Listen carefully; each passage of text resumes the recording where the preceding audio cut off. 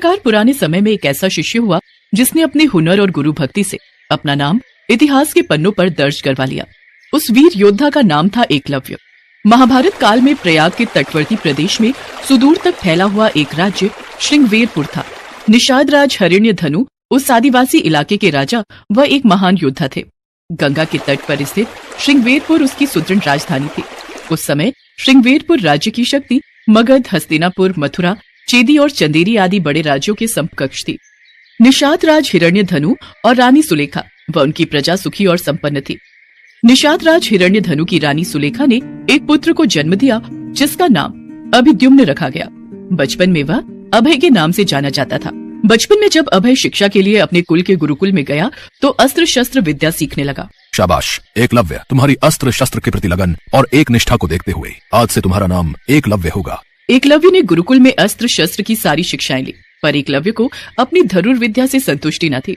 इस कारण धनुर्विद्या की उच्च शिक्षा प्राप्त करने के लिए एकलव्य ने उस समय धनुर्विद्या में दक्ष गुरु द्रोण के पास जाने का फैसला किया। पिताश्री, मैं गुरु द्रोणाचार्य जी से धनुर्विद्या सीखना चाहता हूँ, इसलिए आप मुझे उनके पास शिक्षा ग्रहण करने के लिए जाने की आज्ञा प्रदान करें। पुत्र एकलव्य, पर जहाँ तक मैं जानता हूँ गुरु द्रोणाचार्य केवल ब्राह्मण तथा क्षत्रिय वर्ग को ही शिक्षा देते हैं। मुझे नहीं लगता कि वे तुम्हें शिक्षा देने के लिए मानेंगे भी या नहीं। पर पिताश्री, मैं एक बार बस उनसे इस विषय में बात करके लौट आऊंगा। यदि वे शिक्षा देंगे तो मैं अपने आप को भाग्यशाली समझूंगा, अन्यथा उनका आशीर्वाद पाकर लौट आऊंगा। एकलव्य धनुर्विद्या सीखने की धुन और द्रोणाचार्य को अपनी कलाओं से प्रभावित करने की सोच लेकर उनके पास गया, परंतु गुरु द्रोणाचार्य ने उसे शिक्षा देने से इनकार कर दिया। एकलव्य इस बात से तनिक भी आहत न हुआ और उसने वहीं जंगल में रहकर धनुर्विद्या प्राप्त करने की ठान ली। उसने जंगल में द्रोणाचार्य की एक मूर्ति बनाई और उन्हीं का ध्यान कर धनुर्विद्या का अभ्यास करने लगा। एक दिन आचार्य द्रोण अपने शिष्यों और एक कुत्ते के साथ आखेट के लिए उसी वन में पहुंच गए जहां एकलव्य अपनी धनुर्विद्या का अभ्यास कर रहा था। द्रोणाचार्य का कुत्ता राह भटक कर एकलव्य के पास पहुंच गया और भौंकने लगा। एकलव्य उस समय धनुर्विद्या का अभ्यास कर रहा था। कुत्ते के भौंकने की आवाज से एकलव्य की साधना में बाधा पड़ रही थी, अतः उसने ऐसे बाण चलाए कि कुत्ते को जरा भी खरोच नहीं आई और कुत्ते का मुंह भी बंद हो गया। एकलव्य ने इस कौशल से बाण चलाए थे कि कुत्ते को किसी प्रकार की चोट नहीं लगी और अपने बाणों से कुत्ते का मुंह भी बंद कर दिया। कुत्ता वहां से भागकर गुरु द्रोण के पास जा पहुंचा। द्रोण और शिष्य ऐसी श्रेष्ठ धनुर्विद्या देख आश्चर्य में पड़ गए। अद्भुत, ये तीरंदाजी तो कमाल की है। इस कुत्ते को जरा सी खरोंच तक नहीं आई। इस वन में ऐसा धनुर्धर कौन है जिसमें ऐसी कुशलता है? द्रोणाचार्य उस महान धनुर्धर को खोजते खोजते एकलव्य के पास पहुंचे और देखा कि एकलव्य ऐसे बाण चला रहा है जो कोई चोटी का योद्धा भी नहीं चला सकता। ये बात द्रोणाचार्य के लिए चिंता का विषय बन गई, क्योंकि कहीं न कहीं वो आने वाले भविष्य के बारे में सोच रहे थे। उन्होंने एकलव्य के सामने उसके गुरु के बारे में जानने की जिज्ञासा दिखाई। पुत्र, धनुर्विद्या में तुम सचमुच पारंगत हो। गुरुदेव, आप प्रणाम। गुरुदेव, आपके दर्शन पाकर मैं धन्य हो गया। पुत्र, क्या तुम मुझे जानते हो? गुरुदेव, एक बार मैं आपसे धनुर्विद्या सीखने के लिए आया था। मैं वही एकलव्य हूँ। हाँ, मुझे कुछ याद तो है, पर तुमने ये धनुर्विद्या किससे सीखी? तुम्हारे गुरु कौन है जिन्होंने तुम्हें ये शिक्षा दी? मैंने तो आप ही से ये धनुर्विद्या सीखी है गुरुदेव, वो देखिए। गुरु द्रोणाचार्य ने देखा वहाँ एक प्रतिमा बनी हुई थी जो स्वयं गुरु द्रोणाचार्य की प्रतिमा थी। उन्हें ये जानकर और भी आश्चर्य हुआ कि द्रोणाचार्य को मानस गुरु मानकर एकलव्य ने स्वयं ही अभ्यास से ये विद्या प्राप्त की है। अपनी प्रतिमा को देख आचार्य द्रोण ने कहा, अगर तुम मुझे ही अपना गुरु मानते हो तो मुझे गुरु दक्षिणा दो। गुरुदेव, आपको गुरु दक्षिणा में क्या चाहिए? मुझसे कहिए, मैं आपको अपने प्राण तक दे सकता हूँ। दक्षिणा में गुरु द्रोण ने अंगूठे की मांग की ताकि एकलव्य सर्वश्रेष्ठ धनुर्धर ना बन जाए। कहीं न कहीं उन्हें भविष्य का भी भय था और अगर ऐसा हुआ तो अर्जुन को महान धनुर्धर बनाने का उनका वचन झूठा हो जाएगा। इसलिए उन्होंने दक्षिणा में एकलव्य से उसके सीधे हाथ का अंगूठा मांगा। यदि तुम मुझे दक्षिणा देना ही चाहते हो तो मैं गुरु दक्षिणा में तुम्हारे दाहिने हाथ का अंगूठा मांगता हूँ। जो आज्ञा गुरुदेव। गुरु द्रोण की ऐसी इच्छा देखकर भी एकलव्य का मन जरा भी विचलित नहीं हुआ। उसने बिना हिचकिचाहट अपना अंगूठा काटकर गुरु द्रोणाचार्य को अर्पित कर दिया। ये देखकर गुरु द्रोणाचार्य चकित रह गए और एकलव्य को आशीर्वाद देकर अपने शिष्यों के साथ वहां से वापस लौट गए। अंगूठा कट जाने के बाद एकलव्य ने तर्जनी और मध्यमा अंगुली का प्रयोग कर तीर चलाने का अभ्यास किया। यहीं से तीरंदाजी करने के आधुनिक तरीके का जन्म हुआ। अतः एकलव्य को आधुनिक तीरंदाजी का जनक कहना उचित होगा। निसंदेह यह बेहतर तरीका है और आजकल तीरंदाजी इसी तरह से होती है। बाद में एकलव्य श्रृंगवेर पर राज्य वापस आ गया और वहीं रहने लगा। पिता की मृत्यु के बाद वो वहां का शासक बन गया और अपने राज्य का संचालन कर एकलव्य ने निषाद भीलों की एक सशक्त सेना और नौसेना गठित कर ली। और अपने राज्य की सीमाओं का विस्तार किया। निषाद वंश का राजा बनने के बाद एकलव्य ने जरासंध की सेना की तरफ से मथुरा पर आक्रमण कर यादव सेना का लगभग सफाया कर दिया था।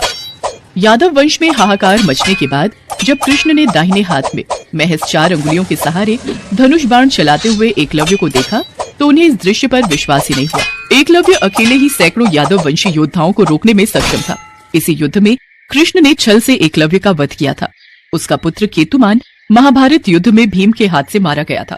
जब युद्ध के बाद सभी पांडव अपनी वीरता का बखान कर रहे थे, तब कृष्ण ने अपने अर्जुन प्रेम की बात कबूली थी। हे अर्जुन, तुम्हारे प्रेम में मैंने क्या क्या नहीं किया है। तुम संसार के सर्वश्रेष्ठ धनुर्धर कहलाओ। इसके लिए मैंने द्रोणाचार्य का वध करवाया, महापराक्रमी कर्ण को कमजोर किया और न चाहते हुए भी तुम्हारी जानकारी के बिना भील पुत्र एकलव्य को वीर गति प्रदान की।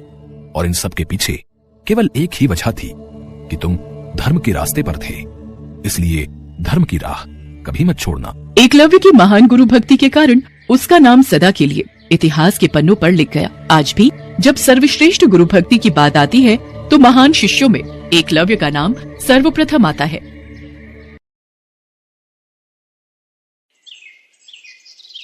पौराणिक कथाओं के अनुसार भगवान राम ने त्रेता युग में सारे कार्य संपन्न कर लिए थे और उनकी सारी लीलाएं समाप्त हो चुकी थी। धरती पर उनके जीवन की अवधि भी समाप्त होने का समय आ चुका था।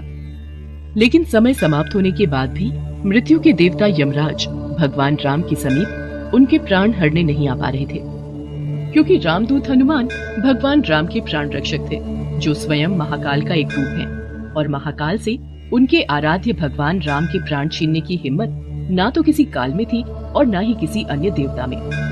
काल चक्र और समय चक्र को आगे बढ़ाने के लिए भगवान राम की मृत्यु होना जरूरी था। ऐसे में भगवान राम ने एक उपाय निकाला और अपनी एक अंगूठी महल के किसी छेद में गिरा दी और हनुमान जी से बोले, हनुमान, मेरी प्रिय अंगूठी धरती में वहाँ उस छेद में चली गई है।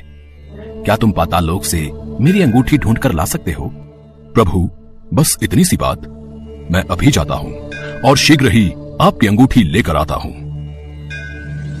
हनुमान जी अंगूठी ढूंढने पाताल लोक में चले गए। वो अंगूठी को पकड़ने जाते और वो और नीचे चली जाती। हनुमान जी पाताल लोक में पहुँचे। वहाँ वो नागों के राजा नागराज से मिले। नागराज ने उन्हें अंगूठियों से भरा एक कक्ष दिखाया। इस कक्ष में बहुत सारी अंगूठी रखी हुई हैं। आप प्रभु राम की अंगूठी ढूंढ सकते हैं। यहाँ तो बहुत सी अंगूठियां पड़ी हैं। इनमें से प्रभु राम की कौन सी है, ये मुझे देखना होगा। राम जी की युक्ति काम आ गई। हनुमान जी अंगूठी ढूंढने लगे। इसमें उन्हें काफी समय लग गया। हनुमान जी को अयोध्या में न देखकर यमराज ने अयोध्या में प्रवेश किया और वे एक संत का रूप धारण कर भगवान राम जी के महल में पहुंच गए। तब संत के भेष में यमराज भगवान राम से मिले और भगवान राम से बोले, प्रभु, आपको मुझे वचन देना होगा कि हम दोनों की बातों को गुप्त रखा जाए और जो कोई भी हमारी बातों को सुने उसे मृत्यु दंड दिया जाए। आप निश्चिंत रहिए, मैं इसी क्षण सभी द्वारपालों को बाहर भेज देता हूँ। राम जी ने लक्ष्मण को बुलाया और उनसे कहा, लक्ष्मण, ये मुनिवर मेरे साथ कुछ गंभीर वार्तालाप करना चाहते हैं। तब तक तुम द्वार पर ही पहरा देना और कोई भी अंदर ना आने पाए, इस बात का ख्याल रखना, वरना तुम मृत्यु दंड को प्राप्त हो जाओगे। जो आ गया भैया, मैं आपके आदेश का पालन करूंगा। लक्ष्मण के जाने के बाद उस संत ने भगवान राम को अपना असली रूप दिखाया और बोले, हे प्रभु, मैं आप ही का सेवक हूँ और आपने ही मुझे ये कर्म दिया है कि इस संसार से समस्त जीव जंतु एवं प्राणियों का प्राण हरना, और ये मेरा धर्म भी है। मैं भगवान शिव और ब्रह्मा की आज्ञा से आपसे ये कहने आया हूँ कि आपने जो अपना समय इस पृथ्वी लोक पर निश्चित किया था, वो समय पूर्ण हो चुका है और अब आपको अपने धाम लौट जाना चाहिए। इससे सभी देवी देवताओं में आपको विष्णु स्वरूप में देखकर उत्साह की लहर दौड़ जाएगी। इस पर भी हे प्रभु, आपको कुछ और समय इस पृथ्वी लोक पर बिताना है तो आप रह सकते हैं। भगवान राम तो अंतर्यामी है। वो यमराज की बातों को सुनकर मंद मंद मुस्कुरा रहे थे। भगवान राम और यमराज के बीच वार्तालाप चल ही रही थी कि इतने समय में भगवान राम के महल में दुर्वासा ऋषि आ पहुँचे। प्रणाम गुरुवर, कहिए मैं आपकी क्या सेवा कर सकता हूँ? हमें भगवान राम से मिलना है, अभी तुरंत। गुरुवर महाराज, भैया राम अभी किसी से नहीं मिल सकते। उन्होंने किसी को भी कक्ष में न आने का आदेश दिया है। मैं उनके समक्ष नहीं जा सकता। लक्ष्मण की बातों को सुनकर दुर्वासा ऋषि को क्रोध आ गया और वो श्राप देने लगे। मेरा इतना घोर अपमान! अगर मुझे राजा राम से नहीं मिलने दिया गया तो मैं पूरी अयोध्या नगरी को